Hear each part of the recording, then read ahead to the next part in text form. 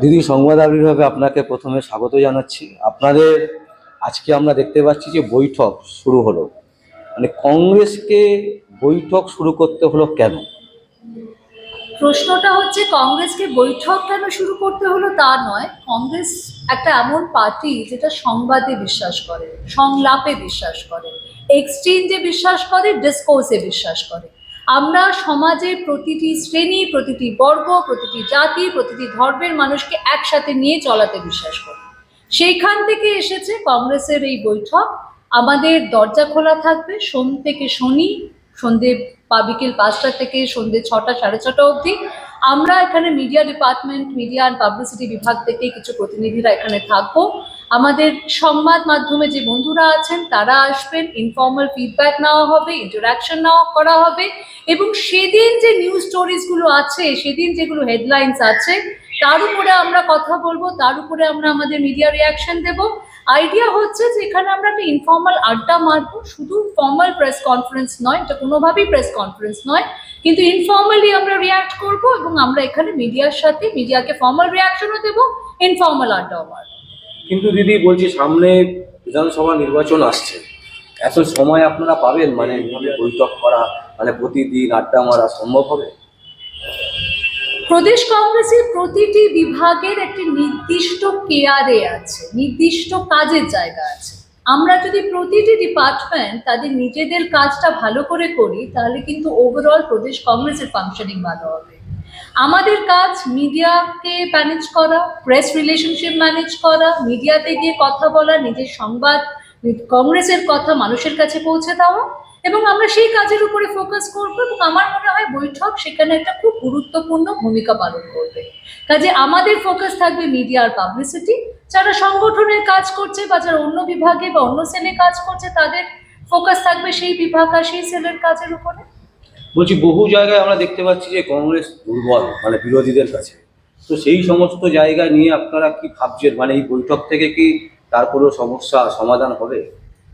দেখুন, আমরা তো এখানে সংবাদের জন্য এসেছি, আইডিয়াস এক্সচেঞ্জ করতে এসেছি। এটা বলাটা তো বোকামি হবে যে একটা বৈঠক বলে একটা ইনিশিয়েটিভ দিয়ে আমরা কংগ্রেসের সংগঠনের মধ্যে যে দুর্বলতা আছে সেই সমস্ত সমস্যা সমাধান করে ফেলতে পারবো রাতারাতি। তা নিশ্চয়ই হবে না। কিন্তু আমরা যে স্ট্রাকচারটা আনার চেষ্টা করছি, আপনারা দেখেছেন কিছুদিন আগে আমাদের এখানে মুখপাত্র সন্ধান নামক একটা ট্যালেন্ট হান্ট ইনিশিয়েটিভ হয়েছে। আমাদের কাছে একটা খুব বড় মিডিয়া টিম এসেছে এখন। সেই মিডিয়া টিমে কিন্তু শুধুমাত্র মুখপাত্র বা স্পোক্স পার্সন নেই, তার সাথে রয়েছে মিডিয়া প্যানেলিস্ট, তার সাথে রয়েছে রিসার্চ কোঅর্ডিনেটর্স, তার সাথে রয়েছে পাবলিসিটি কোঅর্ডিনেটর্স। আমরা শুধু কলকাতা ভিত্তিক মিডিয়া টিমের মধ্যেও কাজ করছি না, আমরা বিভিন্ন জেলায় মিডিয়া ক্লাস্টার্স বানাচ্ছি। তো আইডিয়া হচ্ছে যে কংগ্রেসের কথা যাতে জেলাতে, গ্রামে, ব্লকে সাধারণ মানুষের কাছে পৌঁছানো যায়, সেটার প্রয়াসে রয়েছে আমাদের কংগ্রেসের মিডিয়া বিভাগের প্রতিটি সৈনিক। তো আমরা সেই কাজটাই উপরে গুরুত্ব দেব। সংগঠনের কাজ সংগঠনে যারা রয়েছেন তারা করছেন, এবং সংগঠন এবং মিডিয়া যদি হাতে হাত ধরে একসাথে কাজ করতে পারে, তাহলে আগামী দিনে কংগ্রেস আবার শক্তিশালী হবে বলে আমার স্থির বিশ্বাস। বলছি, আজকের এই প্রথম দিনে কেমন লাগছে? ভীষণ ভালো লাগছে। আস্তে আস্তে এটা আরো পপুলারাইজড হবে। আপনাদের মতো বহু বন্ধু, মিডিয়ার বন্ধুরা এখানে আসবে, আমাদের যারা মিডিয়ার মুখপাত্র বা প্যানেলিস্ট আছে তারা আসবে, অনেক রকম আদান প্রদান হবে। আইডিয়াটা শুধুমাত্র কংগ্রেসের কথা বলা নয়, আপনাদের থেকে জানা যে আসলে কি হচ্ছে, বাইরের মানুষ কি ভাবছে, সাধারণ মানুষ কি ভাবছে, এবং কিভাবে আগামী দিন আমরা সাধারণ মানুষের সাথে আরো ভালোভাবে যুক্ত হতে পারি। অসংখ্য অসংখ্য ধন্যবাদ, নমস্কার। খুব ভালো লাগছে যে জাতীয় কংগ্রেসের যে আমাদের আইডিওলজি, বিচারধারা, এই বিচারধারাকে আমরা মানুষের কাছে পৌঁছে দিতে চাইছি। সেই বিচারধারাটা মিডিয়া একটা খুব important part of the organisation. তো এই মিডিয়ার মাধ্যমে আমরা চাইছি যে সারা বাংলা জুড়ে বাংলার মানুষ যারা গ্রাসরুট লেভেল পর্যন্ত আছে, তারা যেন এই জিনিসগুলো আসে, এই জিনিসগুলো তারা জানতে পারে, মিডিয়ার কমিউনিকেশনটা জানতে পারে। এবং মিডিয়া বন্ধু, ডিজিটাল মিডিয়া, আমি শুধু মেইন স্ট্রিম মিডিয়ার কথা বলছি না, ডিজিটাল মিডিয়া যারা আছে, যারা ইউটিউব চ্যানেল, যারা ফেসবুক, তারাও যেন আমাদের এখানে আসে এবং আমরা তাদের সমস্যাটাও জানতে পারবো। আমি মিডিয়া ভাইদের শুনি যে তাদের মিথ্যে কেস দেওয়া হচ্ছে অথবা নোটিশ দিয়ে দেওয়া হচ্ছে, শুধুমাত্র শাসক দলের বিরোধিতা বা ভারতীয় জনতা পার্টির বিরুদ্ধে করলে পরে তাদেরকে হিউমিলিয়েট করা হয়।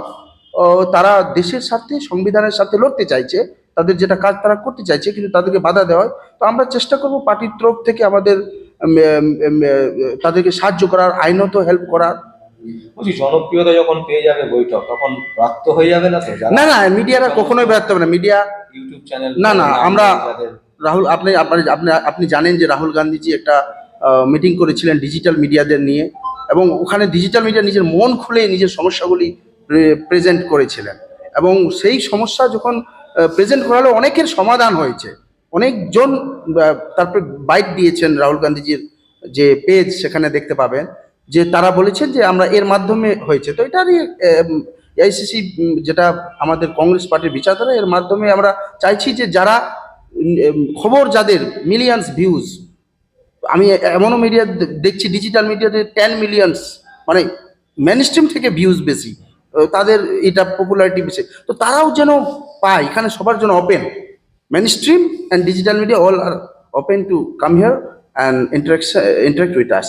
Thank you. আজকে প্রথম দিনের বৈঠক কেমন লাগলো? দেখুন, এটা একটা বৈঠক নাম দেওয়া হয়েছে। কংগ্রেসের যে কালচার, কংগ্রেসের যে ঐতিহ্য, সেটাকে যেমন বজায় রাখা, পাশাপাশি সংবাদ মাধ্যম হচ্ছে গণতন্ত্রের চতুর্থ স্তম্ভ।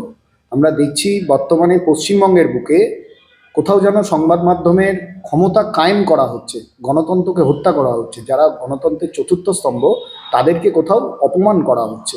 পাশাপাশি আমি মনে করি পশ্চিমবঙ্গ প্রদেশ কংগ্রেসের একজন মুখপাত্র হিসাবে যে এই বৈঠক, এই কালচার, এটা পশ্চিমবঙ্গের বুকে পশ্চিমবঙ্গ প্রদেশ কংগ্রেসের পক্ষ থেকে প্রথম কোনো রাজনৈতিক দল যারা চালু করলো।